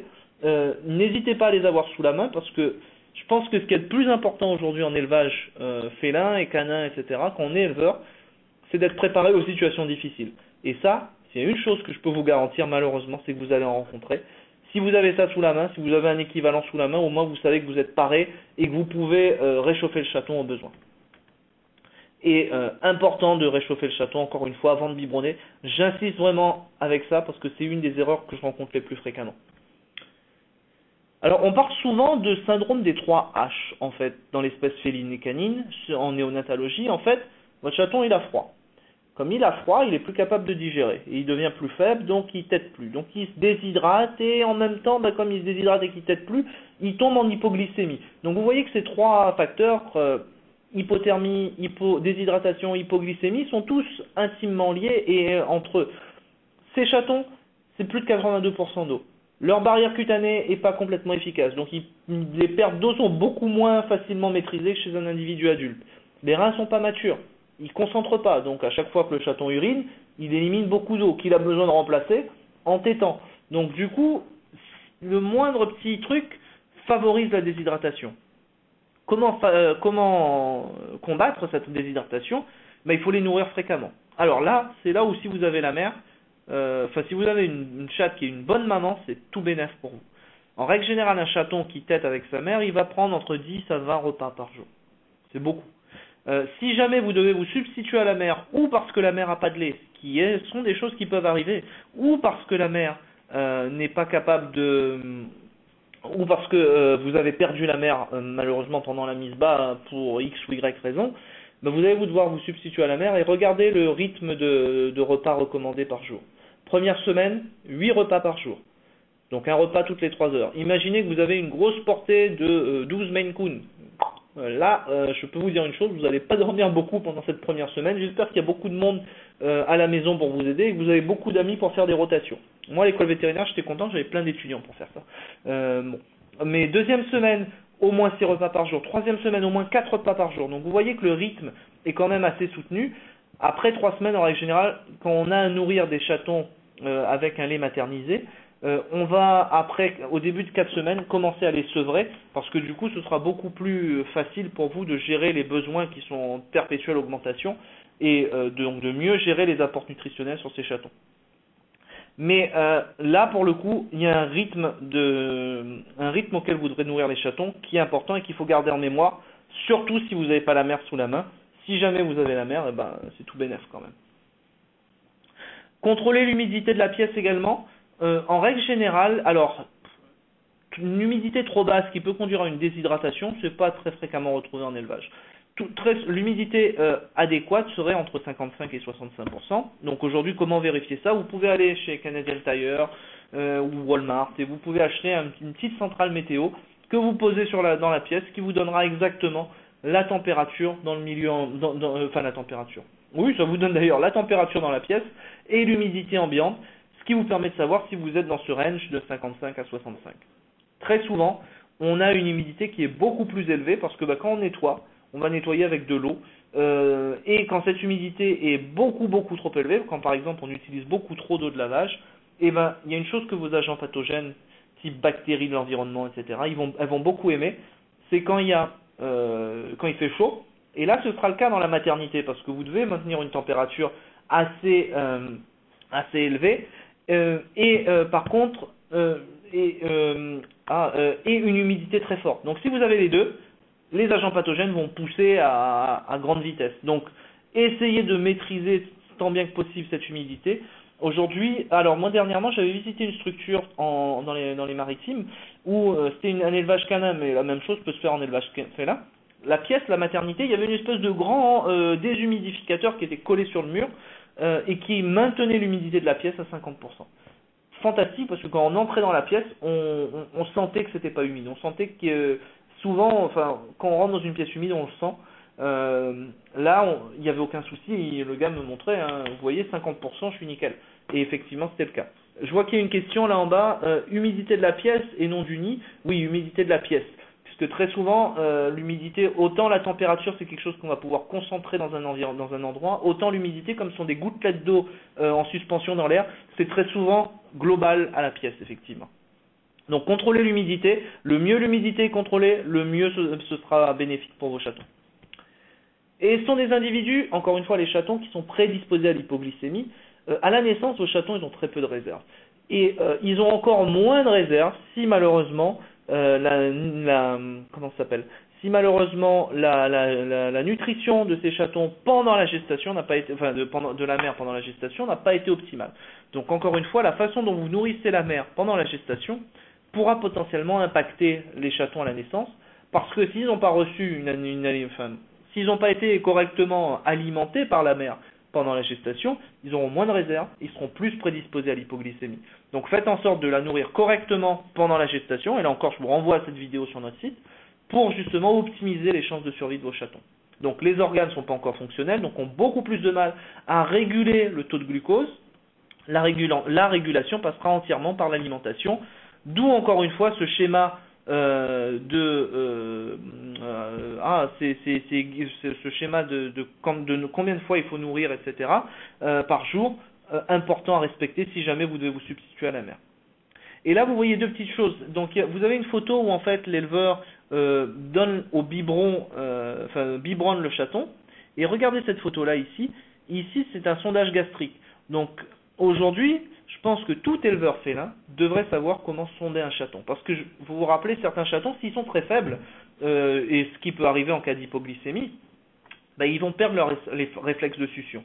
Et s'ils perdent ce réflexe de succion, pour le coup, après les avoir réchauffés, il faut mettre l'aliment directement dans l'estomac du chaton parce qu'ils ne seront pas capables de le faire. Et là, pour le coup, grâce à une sonde qui va directement dans l'estomac, vous pourrez. C'est pas quelque chose de compliqué à faire, très honnêtement. Moi, je vous conseille d'en discuter avec votre vétérinaire. Moi, j'apprenais à mes éleveurs comment le faire parce que tout bêtement, si ça survient au milieu de la nuit, le temps que vous arrivez, etc., il peut se passer plein de choses. Donc au moins, si vous savez le faire et vous avez le matériel sur place, vous pouvez parer au plus pressé et commencer à le faire. Et souvent, on sauvera beaucoup de chatons. On va commencer en fait à leur redonner à manger en les sondant. Ils vont reprendre un peu du poil de la bête, redémarrer, et puis vous pourrez les remettre à la mamelle une fois qu'ils ont retrouvé les réflexes, etc. Mais demandez à votre vétérinaire de vous montrer comment sonder. C'est très facile. Souvent, les gens pensent on va mettre la sonde dans le mauvais tuyau et derrière, on risque d'induire une fausse déglutition, etc. C'est très très difficile à faire, ça je vous rassure. Donc en règle générale, vous arriverez à bien mettre ça dans l'œsophage, etc. Mais encore une fois, demandez à votre vétérinaire et éventuellement, on m'a dit que sur YouTube, on pourrait vous trouver plein de vidéos qui vous expliquent comment le faire. Donc il y a moyen aujourd'hui de sonder vos chatons et sur des chatons un peu faibles, ça aura une vraie importance. Vous aurez besoin parfois d'utiliser un lactoremplaceur, donc un lait maternisé. Et quand vous utilisez un lait maternisé, il y a un point important, c'est d'utiliser un lait maternisé dédié à l'espèce féline. Pourquoi est-ce que je vous dis ça? Parce que très souvent dans le passé, on disait que dans l'élevage félin et dans l'élevage canin en général, le lait de chèvre était une bonne alternative pour remplacer le lait de la mère. Honnêtement, aujourd'hui, quand on regarde la composition du lait de chèvre et la composition du lait des carnivores, notamment du lait de chatte, complètement différent, notamment rien qu'au niveau énergétique. Le lait de chatte est très très très riche en énergie, alors que beaucoup plus que le lait de chèvre, beaucoup plus que le lait qu'on va trouver chez l'être humain, beaucoup plus que le lait de vache. Donc tous les laits des autres mammifères ne sont pas adaptés aux besoins énergétiques importants de nos chatons à la naissance. D'où l'intérêt d'utiliser un lactoremplaceur dédié à l'espèce féline. Et plus encore, je pense qu'aujourd'hui, c'est important pour vous, lorsque vous avez une mise bas qui approche, d'avoir ce type de produit sous la main. Pourquoi? Parce qu'encore une fois, on ne sait jamais ce qui peut se passer. Imaginez que vous avez une grosse portée. Aujourd'hui, sur des portées de taille importante, on sait qu'une des causes qui peut favoriser la mortalité néonatale, c'est le fait que les chatons n'aient pas accès à la mamelle. Et tout simplement à cause d'une compétition entre les chatons. Donc s'ils n'ont pas accès correctement à la mamelle, ils prennent moins, ils grossissent moins, et derrière, du coup, ils peuvent décéder tout simplement parce qu'ils ne reçoivent pas assez d'énergie. Donc du coup, si vous avez un lactoremplaceur sous la main, et que vous monitorez, donc que vous prenez régulièrement le poids des chatons au jour le jour, et ça on va en parler un peu après, pour voir donc s'ils prennent du poids correctement, si jamais vous voyez que vous avez le moindre doute, vous pouvez utiliser du lait maternisé, et beaucoup d'éleveurs aujourd'hui en France, c'est ce qu'on leur recommandait, hein, d'avoir sous la main un lait maternisé pour pouvoir parer au plus pressé en cas de problème pendant une mise bas ou sur une portée de chaton, parce que ça c'est un produit que vous risquez d'avoir besoin en urgence, et encore une fois, en élevage, il vaut mieux prévenir que guérir. Si vous l'avez sous la main, là ce sera tout bénef, vous pourrez l'utiliser. Alors que si jamais vous en avez pas et que vous avez besoin d'en chercher à la dernière minute, etc., ça risque de devenir un peu compliqué. Autre cas de figure où ça peut être nécessaire, pas assez de lait produit. Là, pour le coup, encore une fois, si jamais en monitorant en fait la prise de poids chez vos chatons, vous pourrez voir s'il y a besoin ou pas de leur donner du lait maternisé. Et si vous l'avez sous la main, ce sera beaucoup plus facile, ça vous rendra la vie beaucoup plus facile. Donc, ayez-en une boîte sous la main. Moi, je vous recommande notamment notre Baby 4000, qui est le produit que j'utilisais moi en France. C'est un produit super. Et si vous l'avez sous la main, vous pourrez justement optimiser encore une fois les chances de survie de vos chatons. Alors, autre point intéressant, le colostrum. Vos chatons, à la naissance, ils n'ont pas de système immunitaire. Rappelez-vous, le placenta des chats est fait de telle façon que les anticorps de la mère ne passent pas à travers le placenta et que du coup, le chaton, quand il naît, il n'a aucun système immunitaire. Il va acquérir sa première protection via ce lait de la mère qui est très riche en anticorps spécifiques. Alors c'est intéressant parce que les anticorps qu'on va trouver dans le colostrum de la mère, c'est des anticorps contre les maladies pour lesquelles la chatte a été vaccinée. Donc vous avez vacciné votre chatte, elle va produire des anticorps généralement contre les principales maladies qui peuvent avoir des conséquences sévères sur vos chatons. Donc du coup, ces chatons vont être protégés contre ces maladies, mais également contre les germes de votre environnement à vous. Chaque élevage est différent, chaque élevage a entre guillemets ses propres germes, ce que nous on appelle dans notre jargon la crasse propre. Et vos animaux, en fait, ils vont développer une immunité contre votre crasse propre, contre vos germes que vous avez chez vous. Donc c'est tout bénef pour vos chatons de recevoir des anticorps contre ces germes de votre environnement, parce que, encore une fois, ces germes sont spécifiques de chez vous, et chez votre voisin qui élève éventuellement aussi des chats, ce sera différent. Donc, il est important pour les chatons de recevoir le colostrum. Par contre, ce colostrum, il est sécrété approximativement pendant les 24 premières heures de lactation. Et rappelez-vous, parfois, les chattes peuvent commencer à faire du lait jusqu'à 8, 10, 20 jours avant la mise bas. Et c'est là où ça devient un peu problématique, parce que du coup, elles vont produire ce colostrum. Et au moment où les chatons, ils arrivent, c'est pas sûr qu'il reste du colostrum dans la mamelle, et c'est pas sûr que ce colostrum qui reste soit de qualité optimale.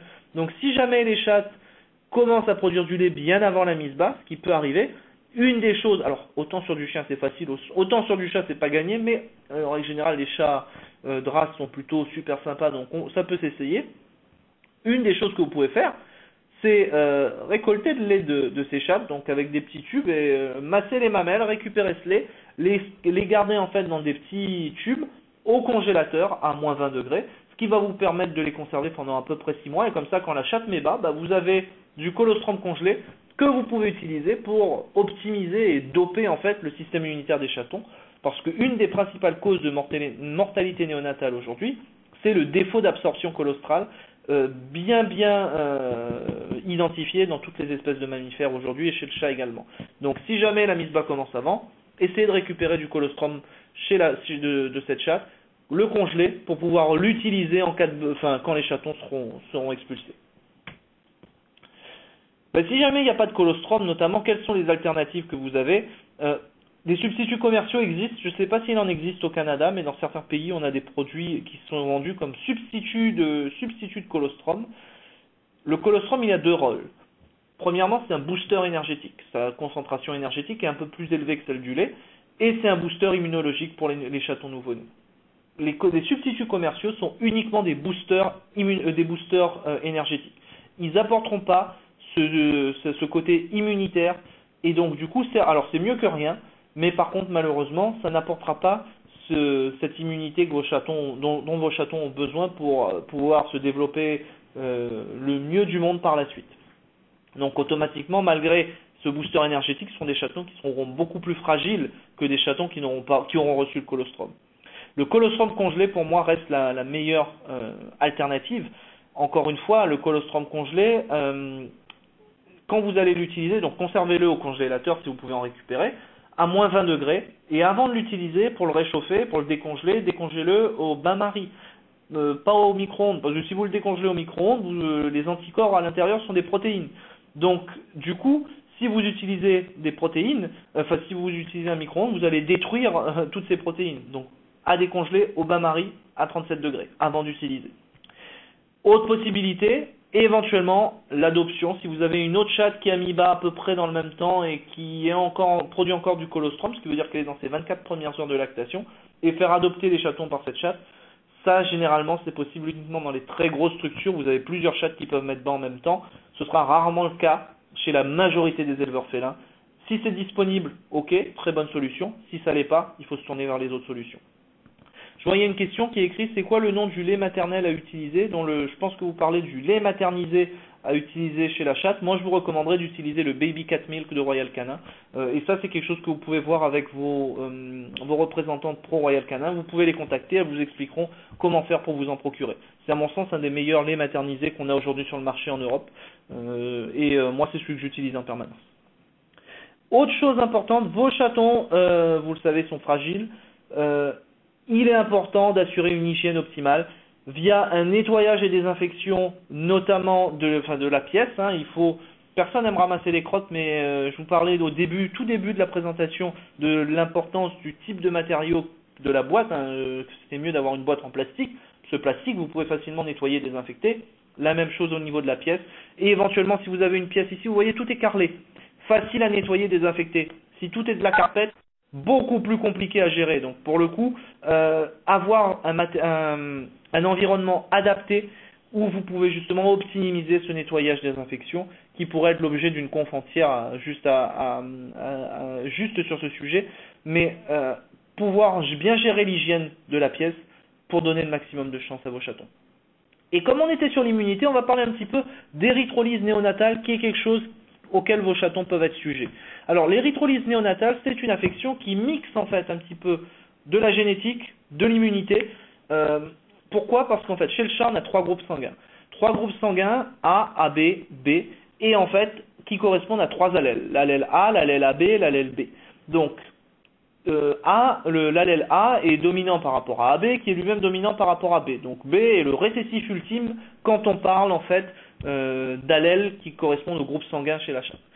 La fréquence du groupe B, du groupe sanguin B, dépend beaucoup de la race du chat, et on va le voir par la suite. Mais un point qui est important, les individus du groupe B ont spontanément beaucoup d'anticorps dirigés contre les globules rouges des individus de groupe sanguin A. C'est ce qui cause en fait les accidents de transfusion et ce problème d'érythrolyse néonatale qu'on va aborder. Donc généralement, voilà les groupes sanguins qu'on va trouver chez le chat. Vous voyez donc A, AB, B. Vous voyez ici les différentes combinaisons d'allèles qu'on peut avoir pour justement avoir ce type de groupe sanguin. Et comme je vous le disais, autant les individus A, ils n'ont pas beaucoup d'anticorps anti-B, autant les individus de groupe sanguin B, ils ont énormément de groupes sanguins, d'anticorps dirigés contre ces globules rouges-là d'individus de groupe sanguin A. Et si jamais vous croisez un mâle de groupe A, alors là c'est un mâle qu'on dit homozygote pour ce gène, c'est-à-dire que pour le gène groupe sanguin, il est porteur des deux mêmes allèles AA. On croise cet individu de groupe sanguin A avec une femelle de groupe B, B étant le récessif ultime, elle est forcément homozygote pour ce gène, on aura 100% de chatons A. Rappelez-vous, je vous ai dit que les individus de groupe sanguin B ont beaucoup d'anticorps dirigés contre les individus de groupe sanguin A. Vos chatons sont de groupe sanguin A, ils reçoivent le colostrum de leur mère qui contient beaucoup d'anticorps dirigés contre leur propre globule rouge. Ces anticorps vont détruire en fait les globules rouges, libérer l'hémoglobine qui est toxique pour les organes quand elle n'est pas contenue dans les globules rouges, et entraîner du coup cette maladie d'érythrolyse néonatale. Même chose quand on a par exemple un chat mâle de groupe sanguin A mais qui est hétérozygote, AB, pour le coup on peut avoir 50% des chatons de groupe sanguin A, 50% des chatons de groupe sanguin B. 50% des chatons dans ce type de mariage pourront être soumis à ce problème d'érythrolyse néonatale. Donc vous comprenez que globalement, le problème, c'est la femelle. Quand la femelle est de groupe sanguin B, si jamais vous la mariez avec un mâle de groupe A, c'est là où on risque de voir apparaître des cas d'érythrolyse néonatale. Par contre, quand vous mariez une femelle de groupe B avec un mâle de groupe B, comme l'allèle B est récessif, aucun souci pour le coup. Mais comment ça se traduit cliniquement l'érythrolyse néonatale? Vous avez compris qu'en fait, ce sont les anticorps qui sont toxiques pour les cellules des globules rouges du chaton, et comme toujours, c'est la dose qui fait le toxique. Donc, si un chaton a bu beaucoup de colostrum qui contenait du coup beaucoup d'anticorps dirigés contre ces globules rouges, on peut avoir du coup une morsure aiguë. Le chaton arrête de téter et quelques heures après, le chaton va décéder. Ou on peut avoir quelque chose de plus ou moins aigu, un chaton qui va arrêter de manger, qui va mourir dans les 48 heures, très souvent associé à ce qu'on appelle un ictère, un ictère, donc des lésions hépatiques, parce que rappelez-vous, cette hémoglobine va attaquer en fait derrière le foie et les organes du chaton et entraîner la formation de cet ictère. Ou on peut avoir des formes subaiguës si jamais le chaton n'a pas pris beaucoup, le chaton est plus faible, il perd du poids ou il stagne, ou même parfois une nécrose de la queue dans les 15 premiers jours de vie. Donc vous voyez, 15 premiers jours de vie, ça c'est un chaton qui a survécu, mais néanmoins, comme il a ingéré une certaine quantité d'anticorps toxiques contre son hémoglobine, il aura quelques petites séquelles. Donc la fréquence du groupe B varie en fonction des races. Et dans certaines races, par exemple siamois, burmese, tonkinois, bleu russe, oxycate, c'est très très rare. Alors très rare, on ne peut pas dire que ça n'existe pas, on dit jamais, jamais en biologie, mais c'est très très rare. Alors que dans le Maine Coon, le norvégien, on a jusqu'à 10% des individus qui peuvent être du groupe sanguin B. Chez le persan, le Scottish Fold, le birman, le somali, jusqu'à 25% des individus qui peuvent être de groupe sanguin B. Ça veut dire quand même un individu sur 4 qui peut être de groupe sanguin B. Là, vous voyez qu'on commence à avoir des proportions importantes. Et dans d'autres races comme tout ce qui est British Shorthair, Cornish et Devon Rex, jusqu'à 60% d'individus de groupe sanguin B. Donc avec ces données qu'on a là, qui peuvent varier en fonction des individus que vous avez, mais on arrive à sortir en fait le pourcentage globalement de portée à risque, et vous voyez que dans des races comme le Cornish Rex, le British Shorthair ou le Devon Rex, on a jusqu'à 25% des portées qui sont potentiellement à risque, où on a un risque de voir se développer l'érythrolyse néonatale. Donc aujourd'hui, fort heureusement, les éleveurs ont des moyens de prévenir ça. La première chose que vous avez compris que le point important, c'est de savoir le groupe sanguin de vos individus pour adapter potentiellement vos techniques, les individus que vous allez marier ensemble. On a des tests génétiques qu'on peut faire avant la mise à la reproduction aujourd'hui, qui vous aideront à déterminer le groupe sanguin de l'animal, qui vous permettront de vous dire si l'animal est de groupe sanguin A ou de groupe sanguin B. Et du coup, si vous avez un mâle de groupe A et une femelle de groupe B, et que vous ne voulez pas avoir de problème, vous ne les marierez pas ensemble parce que vous savez qu'il y a un risque de se retrouver avec des chatons qui souffriront d'érythrolyse néonatale. Mais ce que je dis toujours aux éleveurs, vous êtes en charge de votre sélection génétique. Et peut-être qu'une fois, vous aurez une femelle super que vous souhaiteriez marier avec ce mâle-là parce que d'un point de vue génétique, c'est un mariage qui présenterait beaucoup d'avantages au point de vue des couleurs, du tempérament, de la morphologie. Vous êtes les meilleures personnes placées pour le faire, ça, et pour décider ça.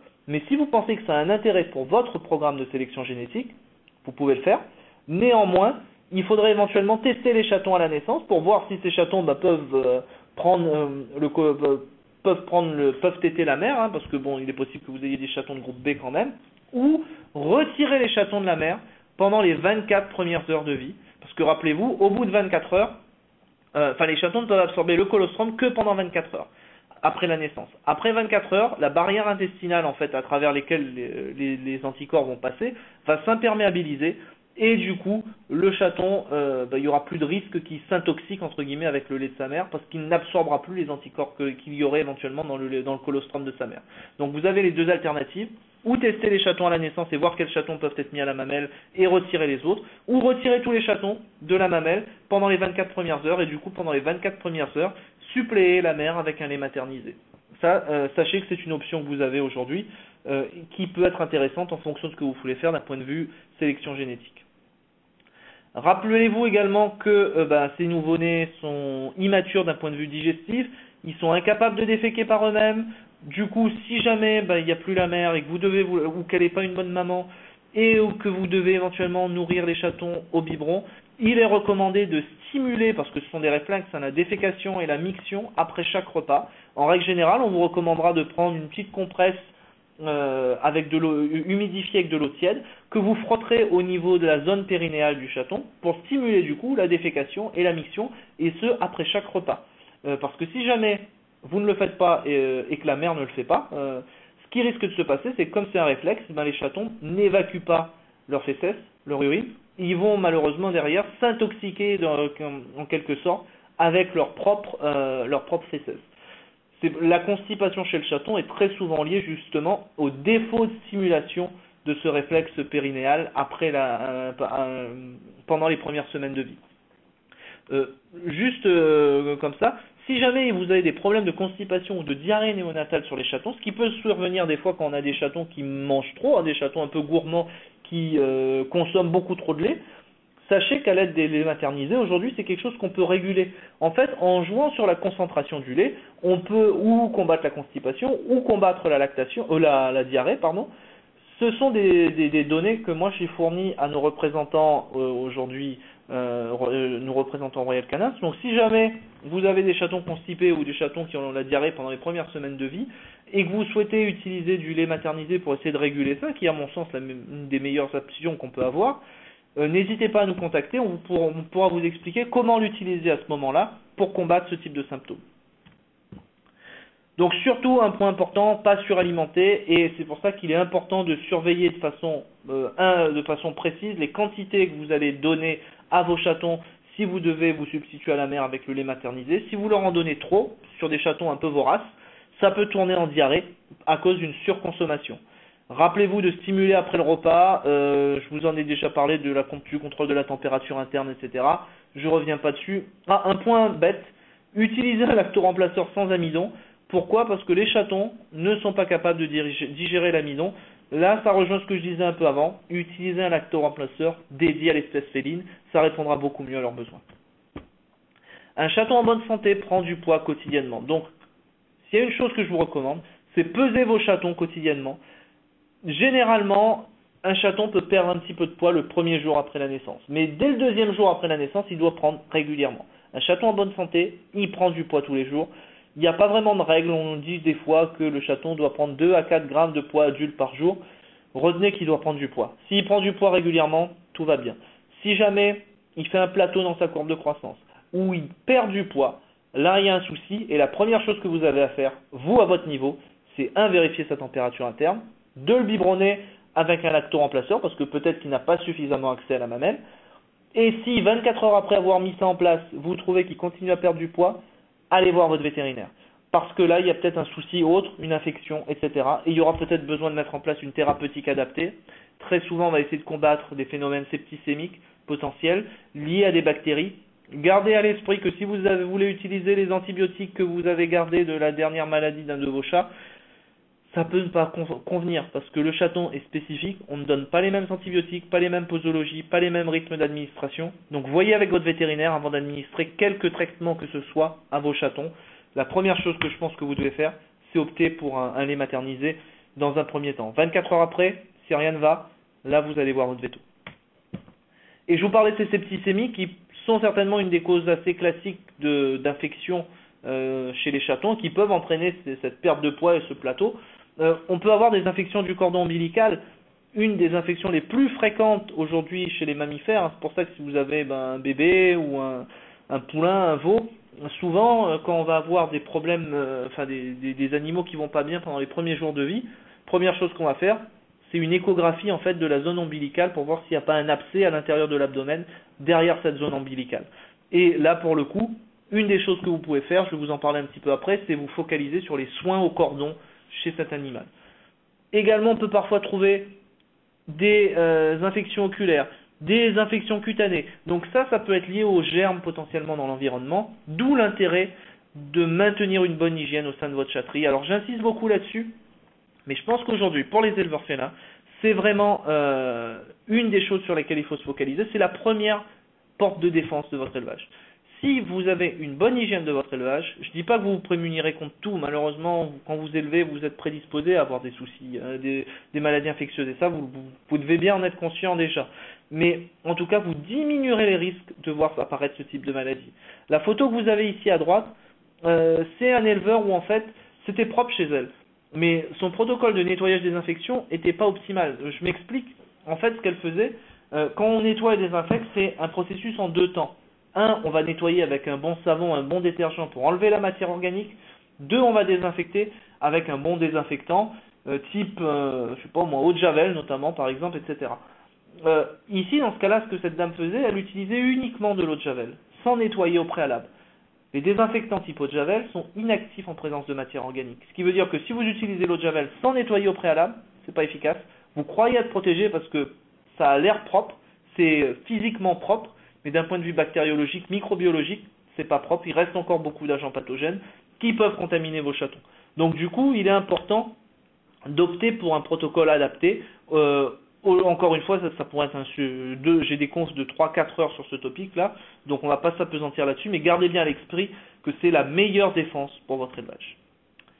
Ça je vais le passer. Juste une chose, ce que vous pouvez faire au niveau du soin du cordon, le cordon ombilical, hein, c'est ni plus ni moins qu'un gros vaisseau sanguin qui fait communiquer l'extérieur avec le ventre du chaton. Donc du coup, alors c'est écrit chiot là, je suis désolé, mais ça devrait être écrit chaton.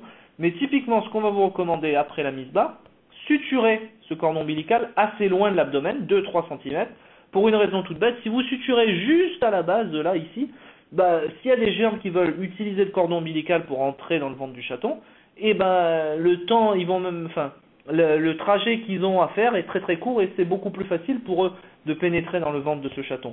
Donc plus c'est loin, plus le trajet est long, plus vous allez diminuer le risque d'infection.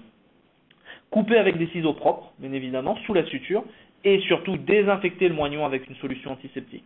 Bétadine, chlorhexidine, ce que vous voulez, mais désinfectez ce moignon 2-3 fois par jour jusqu'à ce que le cordon ombilical tombe.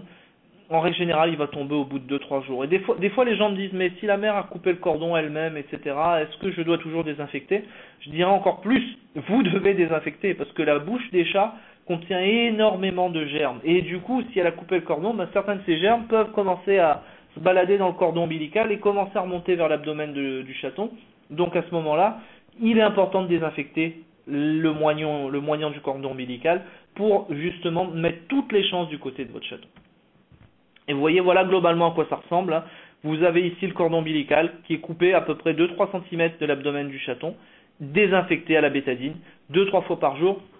Ça va vous prendre 3 jours, vous allez faire ça pendant 3 jours. Tout ça va sécher, le cordon qui est là va sécher, et au bout de 3 jours, ça va tomber, et vous serez tranquille.